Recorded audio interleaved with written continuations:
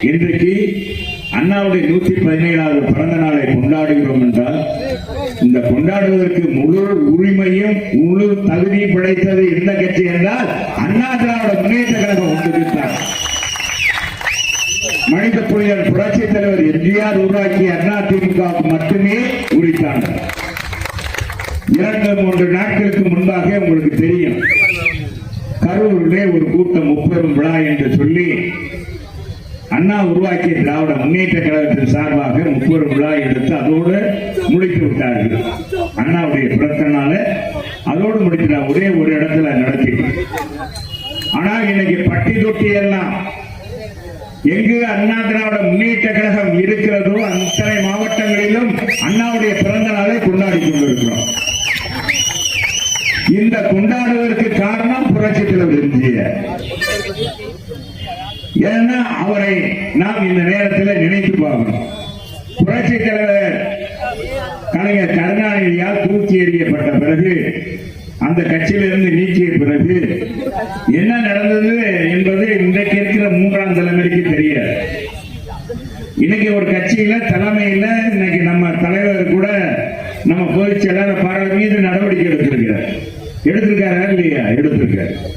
ஒரு கட்சி தலைவர், ஒரு கட்சியினுடைய பொதுச் செயலாளர் தலைவர் நடவடிக்கை எடுப்பது வழக்கமான ஒன்று.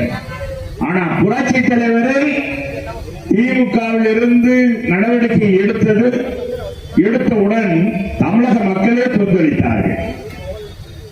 தமிழக மக்களே கொந்தளித்து எங்கு பார்த்தாலும் வாண்டி வாகனங்கள் செல்ல முடியாத அளவுக்கு எப்படிடா நீ எம்ஜிஆர் நீக்கலாம், கருணாநிதி உனக்கு என்ன தைரியம், இந்த கட்சியே எம்ஜிஆர் கட்சியே நீ முதலமைச்சரான நீக்கலாமா அப்படின்னு சொல்லி அன்னைக்கு பார்த்தா தமிழ்நாடே கொந்தளிக்குது. ட்ரெயினே போக முடியல, பஸ் போக முடியல, அமைச்சர்கள் தங்கள் பணியை செய்ய முடியல. அப்படிப்பட்ட வரலாற்றுக்கு சொந்தக்காரன் யார் என்றால் நம் தங்க தலைவர் புரட்சி தலைவர் எம்ஜிஆர் ஒருவருக்குத்தான் என்று. அவர் பல சாதனை புரிந்தவர் எம்ஜிஆர், பல சாதனைகள். படுத்துக்கொண்டே ஜெயித்தவர் எம்ஜிஆர். 2 முறை 67 படுத்துக்கொண்டே ஜெயித்தார் பரங்கிமலையில. 80 படுத்துக்கொண்டே ஆட்சியை பிடித்தவர் எம்ஜிஆர். படுத்துக்கொண்டே 5000 பேர் கங்கரை படுத்துக்கொண்டு. இந்த மாதிரி வரலாறு எந்த தலைவனுக்கும் கிடையாது, உலகத்துல எந்த தலைவனுக்கும் கிடையாது, எந்த அரசியல் தலைவனுக்கும் கிடையாது, எம்ஜிஆருக்கு மட்டும்தான் உண்டு.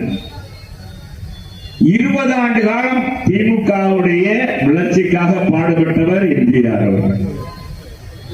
1952 களப்பணியாற்றி கழகத்தில் சேர்ந்து திமுகவிலே அண்ணாவுடைய அருமை பெருமைகளை தெரிந்து அவருடைய அரவணைப்பு, அவர் பண்பு, பாசம், அவர் கொடுக்கின்ற மரியாதை, தம்பிகள் மீது கொண்டிருக்கின்ற அளவற்ற பாசத்தால் புரட்சி தலைவர் கவரப்பட்டு அந்த இயக்கத்திலே தன்னை இணைத்துக் கொண்டார். இணைத்த பிறகு திமுகவை வளர்த்தெடுத்தவர் புரட்சி தலைவர். அதுவரை திமுக என்ற கட்சி ஒரு திராவிட கழகத்துடைய பிரிவாகத்தான் பார்க்கப்பட்டது. தந்தை பெரியாருடைய மறுபடிவாகத்தான் பார்க்கப்பட்டது. புரட்சி தலைவர் சேர்ந்த பிறகுதான் அந்த கட்சி ஒரு அரசியல் கட்சியாக அங்கீகரிக்கப்பட்டது. பட்டி தொட்டியெல்லாம் பறந்தது கொடி. எம்ஜிஆர் நடித்த படங்கள் அத்தனையும் காட்டினார் புரட்சி தலைவர் எம்ஜிஆர். அண்ணாவுடைய கொள்கையை பரப்பினார். அண்ணாவுடைய கொள்கையை பாடல் மூலமாக, திரைப்பட காட்சியின் மூலமாக அந்த சின்னத்தையும் காமித்தவர். 53 கட்சி எலெக்ஷன்ல நிக்கலான்றாங்க, பொது வாழ்க்கையில நிக்கணும் திராவிட முன்னேற்றம். எலெக்ஷனுக்கு நிக்கிறது திமுக நிற்கணும் நினைக்கிறதுக்கு முன்னாலே கட்சியில சேர்ந்தவர் எம்ஜிஆர். இன்னைக்கு இருக்கிற நடிகரை போற அல்ல, வந்தவுடனே கட்சி ஆரம்பிச்சோம்னா நான் ஸ்ட்ரெயிட்டா கோட்டைக்கு தான் அப்படின்னு சொல்றேன். அவரெல்லாம் எம்ஜிஆர் அப்படி அல்ல. ஒரு கட்சி பொது வாழ்க்கையில தேர்தலில் நிக்க கூடாது என்ற முடிவெடுத்திருக்கிற நேரத்தில் அந்த கட்சியில சேர்ந்து அப்புறம் அந்த கட்சி தேர்தலில் நிக்கலாம் என்று முடிவெடுத்த பிறகு அந்த கட்சிக்காக பாடுபட்டவர் எம்ஜிஆர். அப்படிப்பட்ட தலைவரை நீக்கிய பிறகுதான் இந்த மாதிரி மறுமலர்ச்சி ஏற்பட்டது. ஒரு பக்கத்தில் நம்ம நன்றி சொல்லணும் கலைஞருக்கு. அவர் மட்டும் எம்ஜிஆரை நீக்காவிட்டால் இன்னைக்கு அண்ணா திராவிட முன்னேற்ற கழகம் 57 ஆண்டுகளாக வளர்ந்திருக்கிறது. 31 ஆண்டுகாலம் ஆட்சியில் அமர்ந்திருக்க முடியாது. சாதாரண ஏழை எளிய கழக தொண்டர்கள், நிர்வாகிகள், மகளிர்களை சேர்ந்தவர்கள் தான் நிர்வாகியாக, சட்டமன்ற உறுப்பினராக, அமைச்சராக வந்திருக்க முடியாது. அப்படிப்பட்ட சரித்திரம் உருவாவதற்கு ஒரு பக்கம் கருணாநிதியும் காரணமாக இருந்தவர். தலைவரே சொன்னார்கள், அவர் அரசியல் கட்சி தொடங்குறாருன்னு சொல்லி 10 நாள் அறிவித்த உடனேயே எம்ஜிஆர் அதிகாரம் பூச்சியவர். எம்ஜிஆர் நடிகருக்கு நாடாள தெரியுமா, அரசியல் பண்ண தெரியுமான்னு கேட்டாங்க. ஆப்பே வச்சார். தன்னுடைய கொடிக்கு அண்ணாவுடைய உருவத்தை பதித்தவர் எம்ஜிஆர். தான் உருவாக்கின கட்சிக்கு அண்ணா பெயரை வைத்தார் எம்ஜிஆர். எவனோ அதை யோசிச்சா பார்க்கல. அப்படிப்பட்ட தலைவர், அன்பும் பாசமும் கொண்டவர் அண்ணா. அண்ணா எம்ஜிஆர் மேல பாசம் கொண்டிருந்தார், எம்ஜிஆர் அண்ணா மேல் பாசம் கொண்டிருந்தார். அவர் கூட பிறக்காததான் ஒழிய, ஆனால் அண்ணாவுடைய எண்ணம் என்பது என்ன என்பதை தெரிந்து பேசிய தலைமை கழக பேச்சாளர், அதுக்கெல்லாம் நான் போக விரும்பல.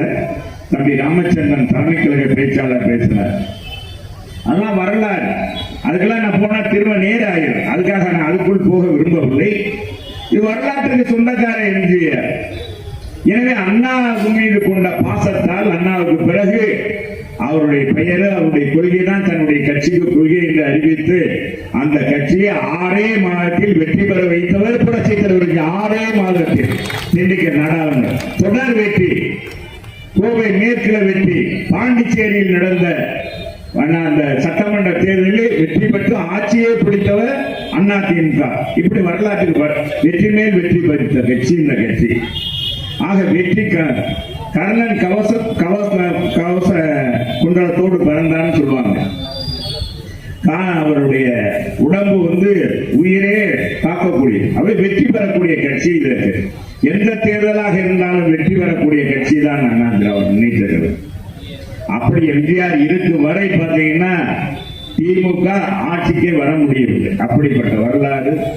இந்த வரலாற்றுக்கெல்லாம் சொந்தக்காரர் நம்ம எம்ஜிஆர். ஏன்னா அண்ணாவுடைய பெயரை இன்னைக்கு நம்ம கொண்டாடுறோம். இல்லைன்னா அண்ணாவுடைய பெயர் மறந்து இருக்கின்றக்காக தான் நான் இதை சொல்ல வரேன்.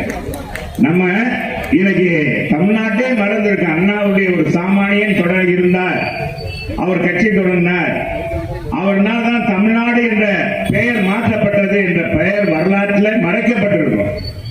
எதுக்கடுத்தான் கலைஞர் தான் சொல்லியிருப்பாங்க. ஆனா இன்னைக்கு அவர் பெயரை சொல்லுகிறார். திராவிட முன்னேற்ற கழகத்துக்காரன் கூட சொல்றாங்கன்னு சொன்னா அதுக்கு வித்தவர் எம்ஜிஆர் தான். ஏன்னா நம்ம சொல்லி ஆகணும், இல்லைன்னா அதிமுக அவன் கொஞ்சம் கொண்டாடிடுவோம் அப்படின்னு சொல்லி. இன்னைக்கு அவர் இந்த மாதிரி இல்ல, இன்னைக்கு மறைந்த அவர் எவ்வளவு காலம் ஆயிடுச்சு. இருந்த போதிலும் கூட பழசை மறக்காமல் நாம் நினைத்து பார்க்க வேண்டும். இன்னைக்கு நம்ம இதனுடைய தலைவன், திராவிட இயக்கத்தினுடைய மூப்பெரும் தலைவர் தந்தை பெரியாருடைய கொள்கை உறவாமல் இந்த இயக்கத்திலிருந்து ஒரு கொள்கை கொண்டு வந்து தந்தை பெரியாருடைய கொள்கையிலிருந்து மாறுபட்டு உண்டே குலம் ஒருவனே தேவன் என்ற அடிப்படையில் நாங்கள் பிள்ளையாரையும் உடைக்க மாட்டோம், பிள்ளையார் சிலையும் வைக்க மாட்டோம் என்ற அடிப்படையில் அண்ணாவுக்கு தொடங்கினார். அதுக்கடுத்து பரிணாம வளர்ச்சியில தந்தை பெரியார் என்ன நினைச்சாரோ இந்த 69% இடஒதுக்கீடையும் அதிமுக தான் பெற்றுக் கொடுத்தது. சாதாரண சாமானியனுக்கு புரட்சித் தலைவர் எம்ஜிஆர் 50 விழுக்காடு இடஒதுக்கீடை பெற்றுக் கொடுத்தார் சாதாரணவர்கள்.